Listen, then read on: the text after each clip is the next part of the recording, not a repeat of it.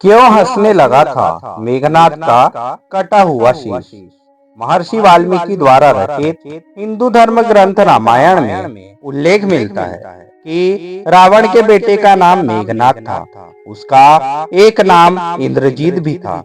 दोनों नाम उसकी बहादुरी के लिए उसे दिए गए थे। दरअसल मेघनाद इंद्र पर जीत हासिल करने के बाद इंद्रजीत कहलाया और मेघनाद का मेघनाद नाम मेघों की आड़ में युद्ध करने के कारण पड़ा।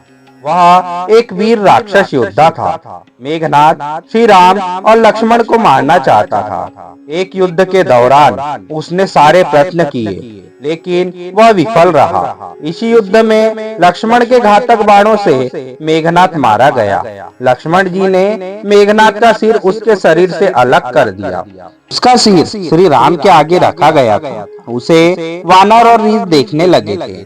तब श्री राम ने कहा, इसके सिर को संभाल कर रख दो।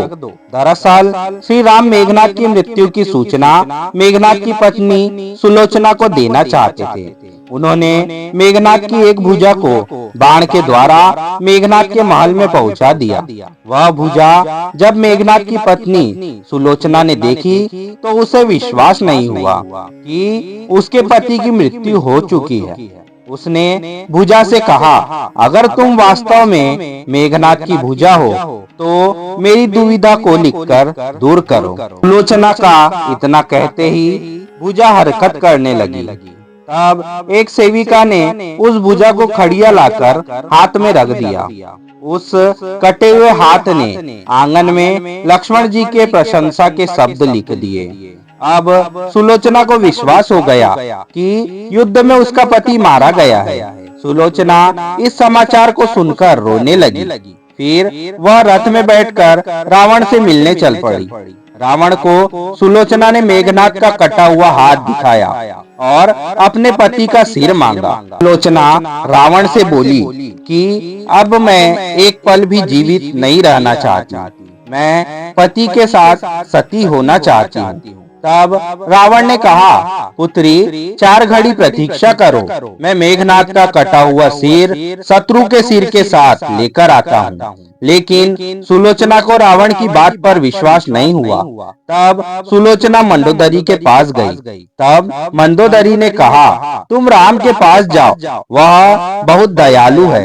सुलोचना जब राम के पास पहुंची तो उसका परिचय विभीषण ने करवाया। सुलोचना ने श्री राम से कहा, हे राम, मैं आपकी शरण में आई हूँ। मेरे पति का सिर मुझे लौटा दे ताकि मैं सती हो सकूं। राम सुलोचना की दशा देखकर दुखी हो गए। उन्होंने कहा कि मैं तुम्हारे पति को अभी जीवित कर देता हूँ। इस बीच उसने अपनी आप बीती भी सुनाई। सुलोचना ने कहा कि मैं नहीं चाहती कि मेरे पति जीवित होकर संसार के कष्टों को भोगे। मेरे लिए सौभाग्य की बात है कि आपके दर्शन हो गए, मेरा जन्म सार्थक हो गया। अब जीवित रहने की कोई इच्छा नहीं है। राम के कहने पर सुग्रीव मेघनाद का सिर लेकर आए, लेकिन उनके मन में यह आशंका थी कि मेघनाद के कटे हाथों ने लक्ष्मण का गुणगान कैसे किया। सुग्रीव से रहा नहीं गया और उन्होंने कहा, मैं सुलोचना की बात को तभी सच मानूंगा अब यह नरमुंड हंसेगा।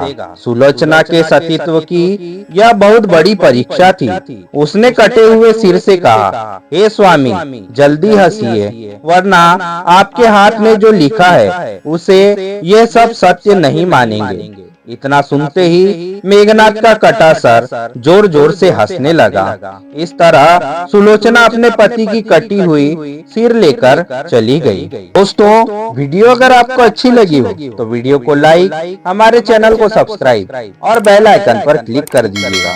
वीडियो को ज्यादा से ज्यादा शेयर करके कमेंट में जय श्री राम लिखना ना भूलिएगा। जय श्री राम दोस्तों।